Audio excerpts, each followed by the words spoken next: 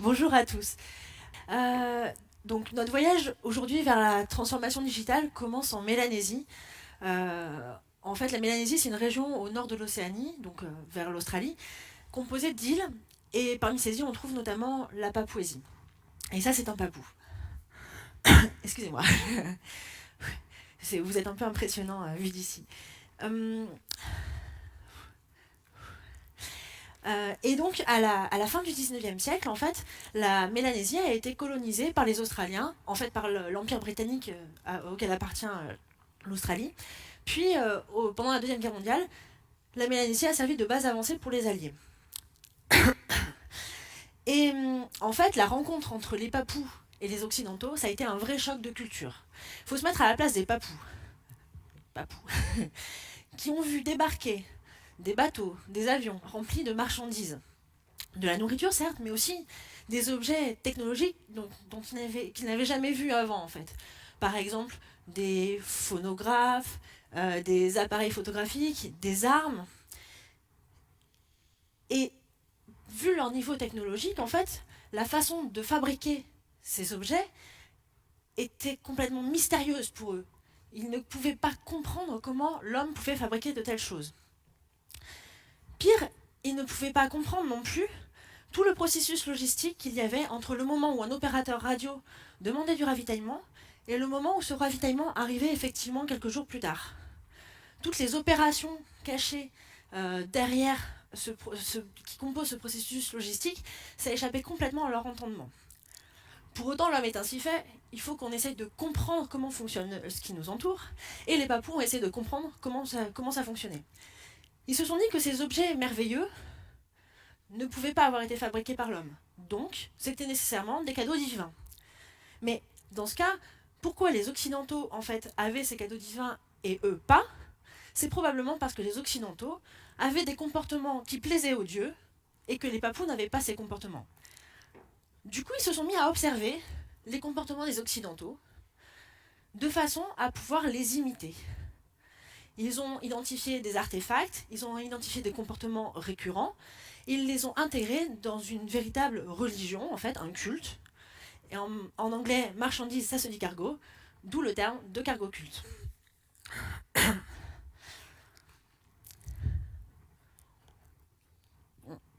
Alors le cargo culte, ça a par exemple donné naissance à ça, ou encore ça.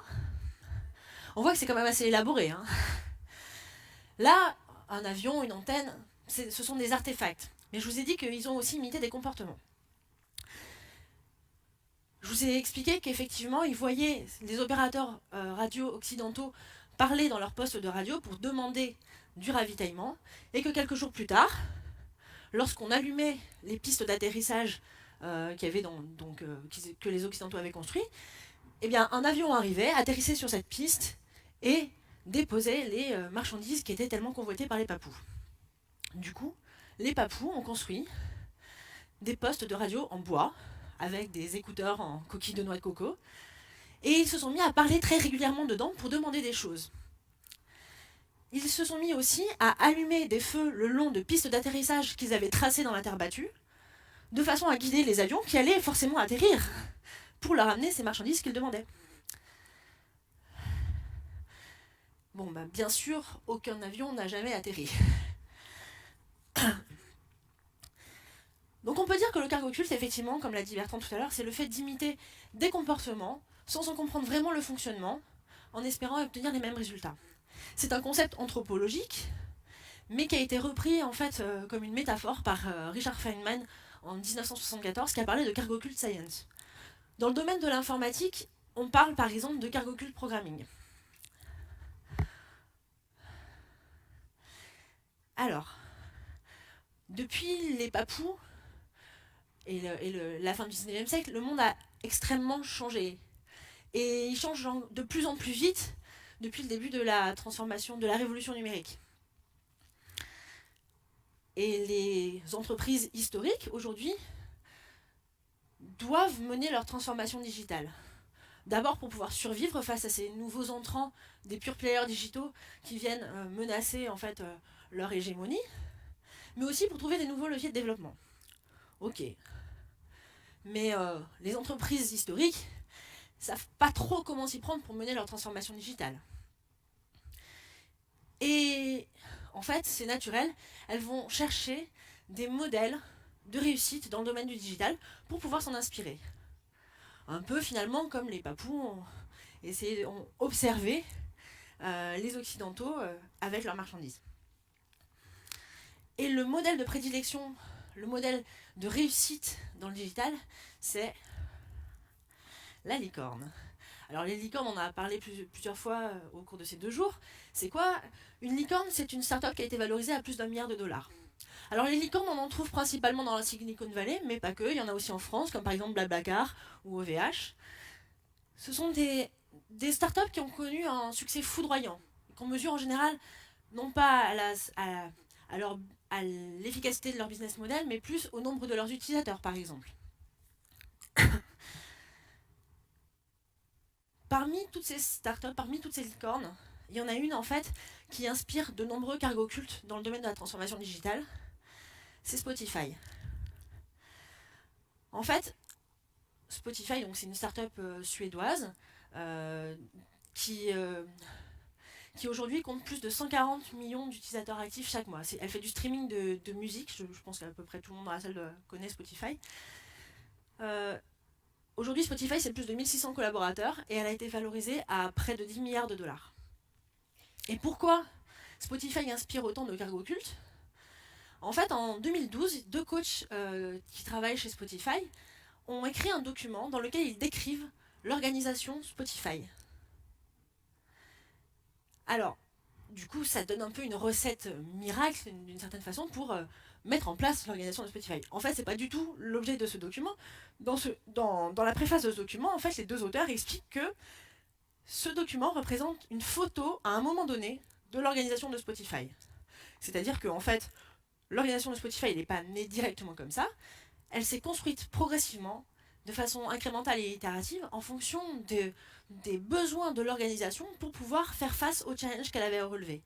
En fait, c'est l'amélioration continue qui a permis d'atteindre cette organisation qui est décrite à un moment donné et qui lui a permis d'évoluer encore par la suite.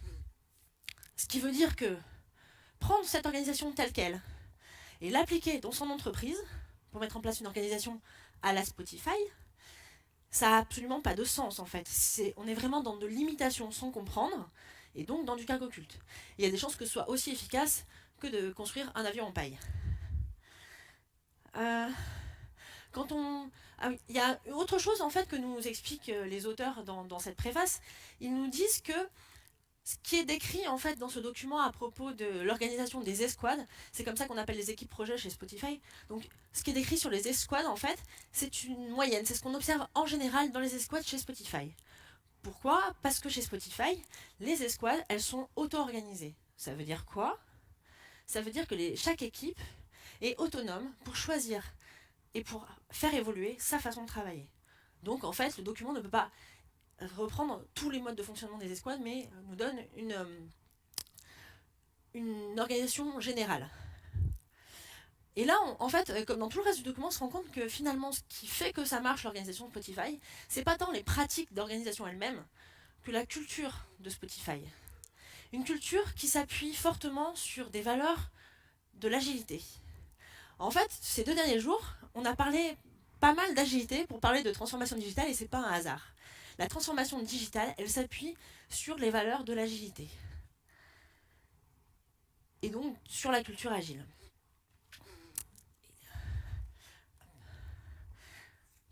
Alors, je vous parle de l'organisation Spotify. Ça ressemble à quoi? Donc dans ce fameux document de 2012, il y a ce schéma-là. Et vu de loin, ça ressemble fortement à une organisation matricielle.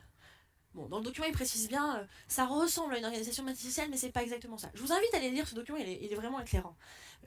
En tout cas, une organisation matricielle, c'est quelque chose de connu pour une entreprise classique. C'est facile à imiter. C'est simple. On reprend les équipes, on les renomme en chapitres. On prend les projets, on les renomme en escouades. Et hop, le tour est joué. J'ai une organisation à la Spotify. Et du coup, je vais pouvoir avoir des résultats miraculeux. Bon, on voit bien que si on fait ça, en fait, on n'a pas transformé son organisation, au mieux on l'a déguisée. Et effectivement, il y a des chances que ce soit aussi efficace que des écouteurs en noix de coco.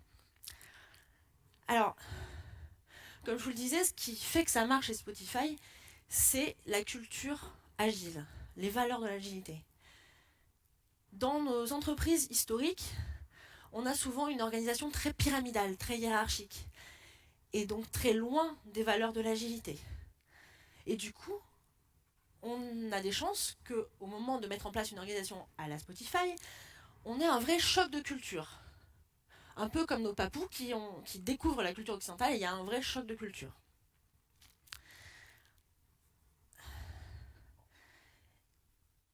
Bon, moi, c'est comme quoi les coïncidences parfois. Il y a quelques jours, on m'a parlé d'une grande banque parisienne qui a décidé de mettre en œuvre une organisation à la Spotify. C'était la semaine dernière à Agile France qu'on m'a expliqué ça. Alors, c'est beaucoup trop tôt pour dire si ça va marcher ou pas. Hein.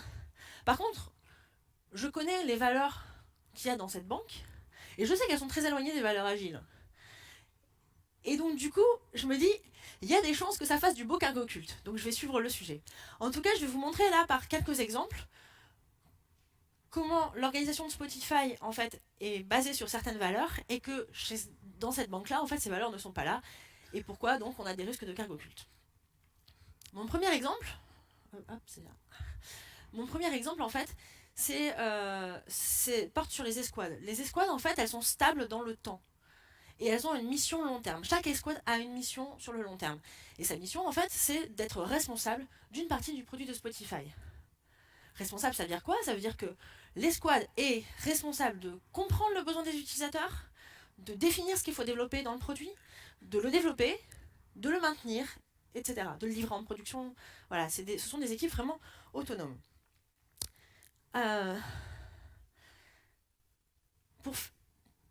L'avantage en fait d'avoir une mission sur le long terme, ça veut dire que les personnes, les collaborateurs dans les escouades ont le temps de devenir des experts sur leur sujet. Ce que cette organisation-là révèle, là, en termes de valeur, c'est déjà de la confiance. On fait confiance aux équipes. Et on leur donne l'autonomie nécessaire pour pouvoir utiliser cette confiance. Ça montre aussi qu'on valorise le droit à l'erreur. En effet, si je n'ai pas le droit de me tromper, si l'escouade n'a pas le droit de se tromper, comment peut-elle décider de développer telle ou telle fonctionnalité plutôt que telle autre, si elle sait qu'elle va être punie si ça se passe mal, si c'est pas ce que l'utilisateur voulait. Ça valorise aussi l'auto-organisation. Chaque escouade est libre, comme je vous le disais, de s'organiser de la façon qui lui paraît la plus efficace. Voilà, donc tout ça, ce sont des valeurs clés de l'agilité. Alors, pour parler de cette fameuse grande banque, chez eux, une grande partie de la DSI, des collaborateurs de la DSI, ce sont des prestataires. Alors c'est pas mal d'être prestataire, hein. C'est juste que y a du turnover. C'est compliqué d'avoir une équipe stable sur le long terme. En plus de ça, dans cette entreprise, parfois il arrive que le management prenne une équipe et la déplace dans un autre service sans forcément expliquer vraiment pourquoi. Et là, en termes d'auto-organisation, on en est loin, quoi. Et de respect aussi, d'ailleurs. Donc du coup, on voit qu'on est loin des valeurs de l'agilité, des valeurs de Spotify.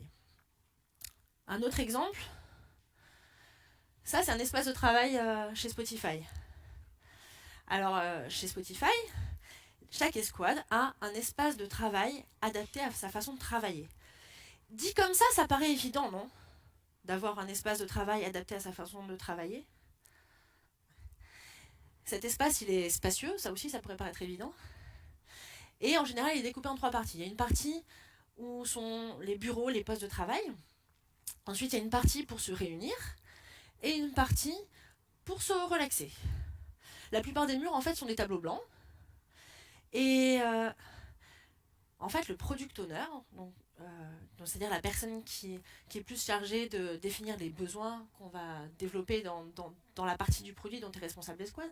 Donc le product owner fait partie de l'escouade et donc il travaille au même endroit que tout le reste de l'escouade.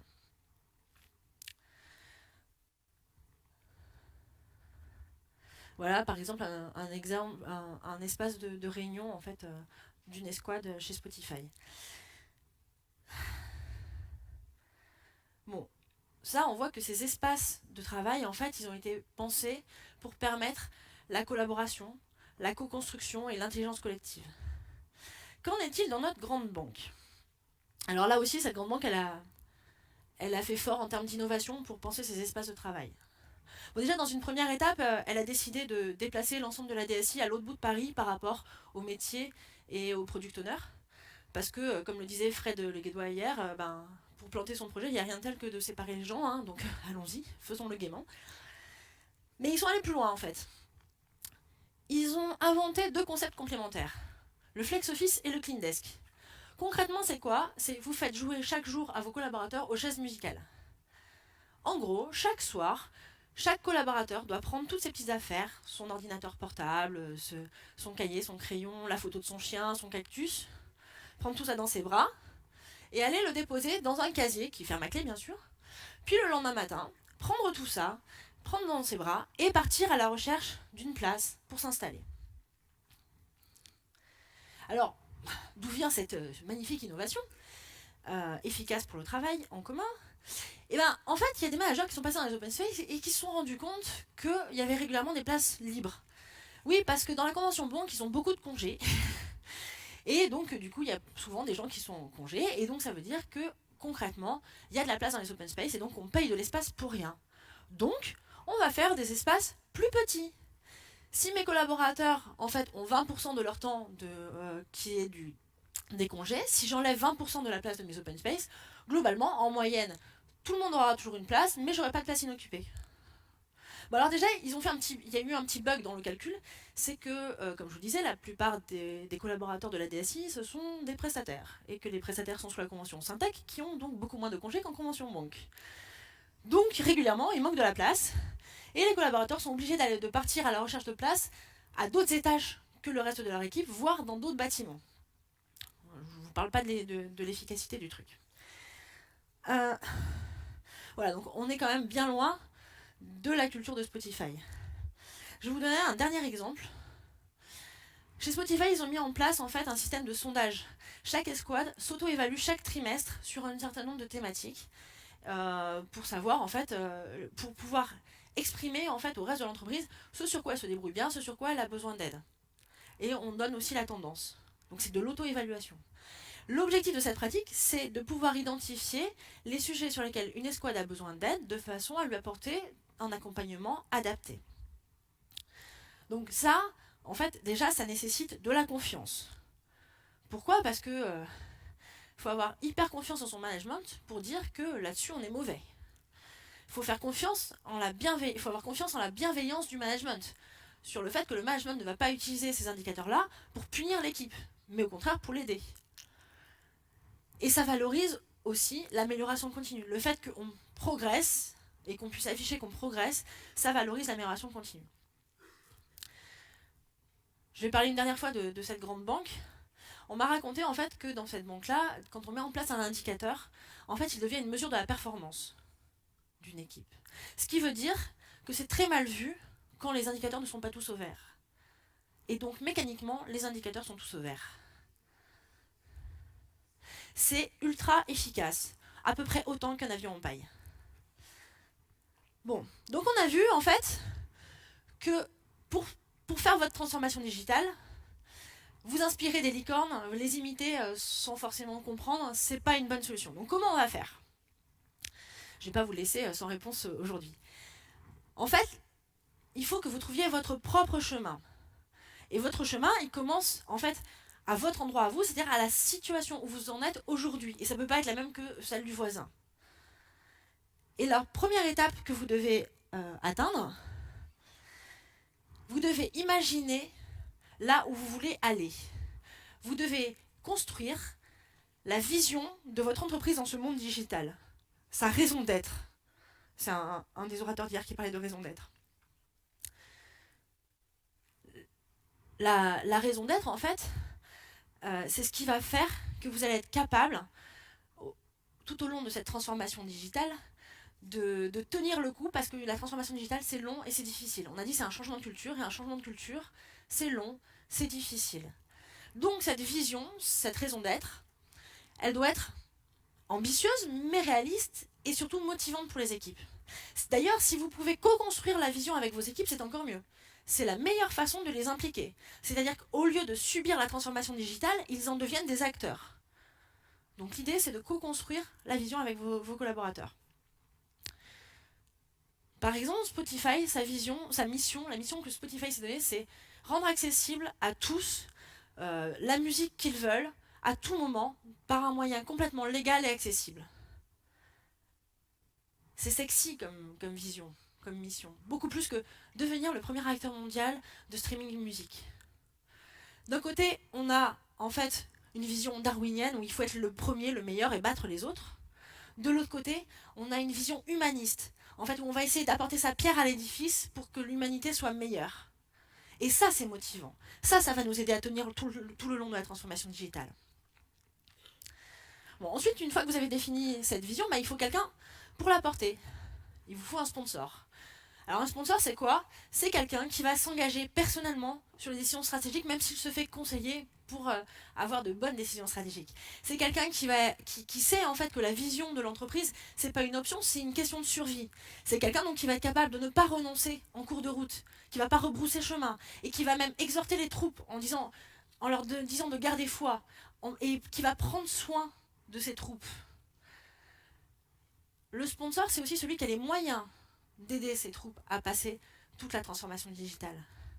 Et enfin, un bon sponsor, c'est quelqu'un qui est capable de commencer par changer lui-même avant de demander aux autres de changer. Pourquoi?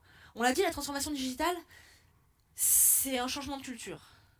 Et un changement de culture, la culture d'une entreprise, en fait, elle est à l'image de ses dirigeants. Donc si le dirigeant n'évolue pas, la culture de l'entreprise ne pourra pas changer. La culture de l'entreprise, elle a changé de la tête aux pieds.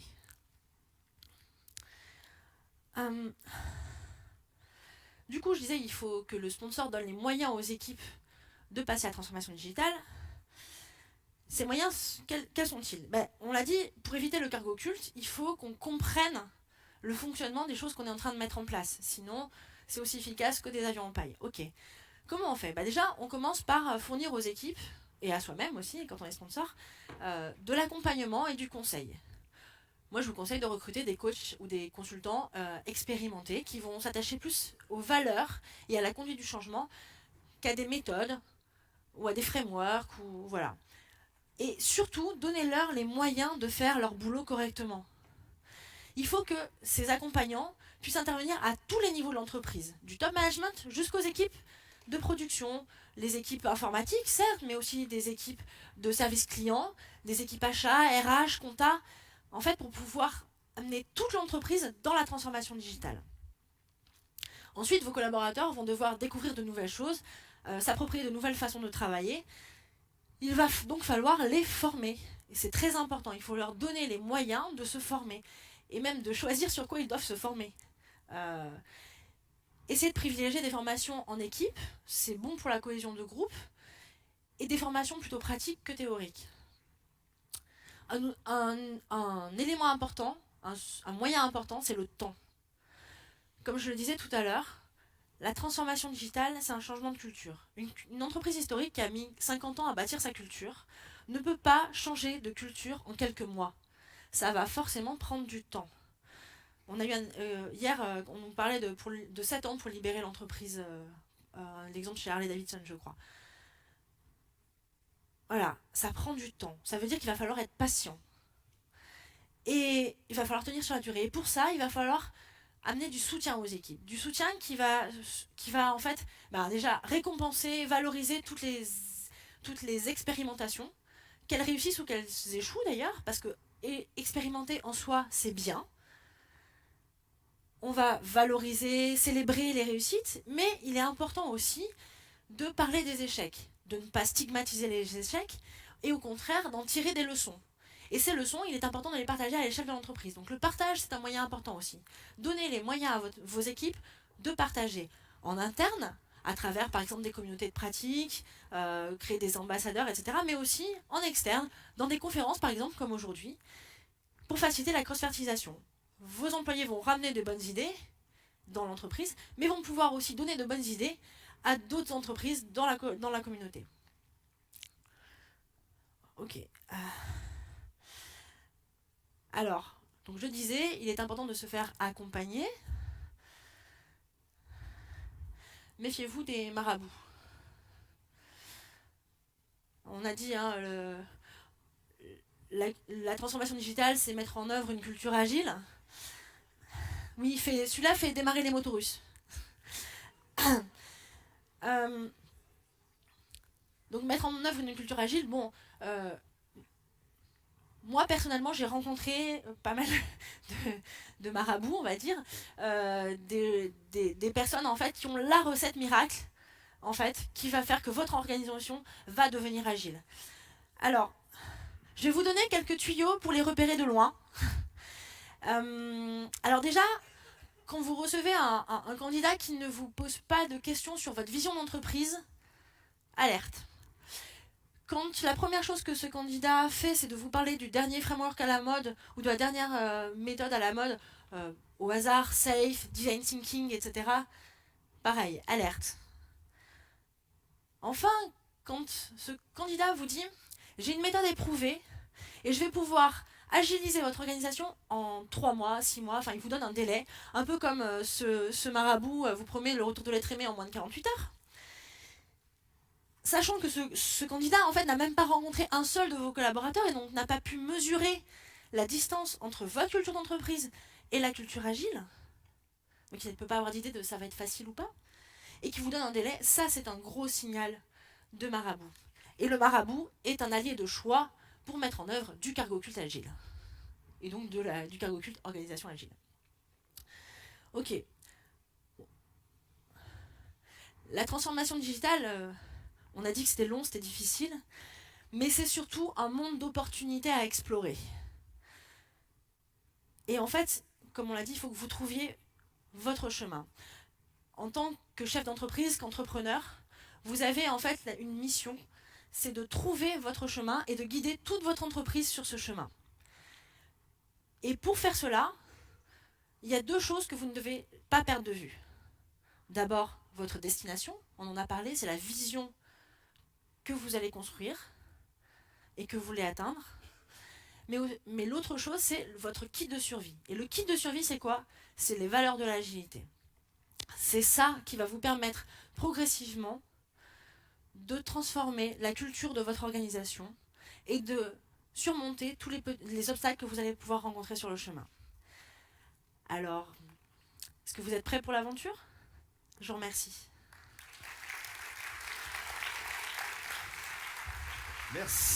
Merci beaucoup, Émilie. Moi, ce que j'ai retenu d'abord, les banques, ça vous inspire en ce moment, donc sympa.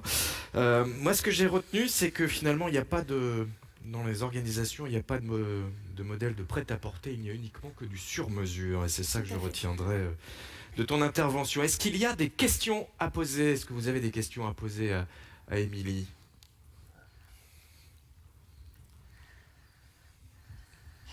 Bonjour, Martine Leroy, développement des process et développement managérial.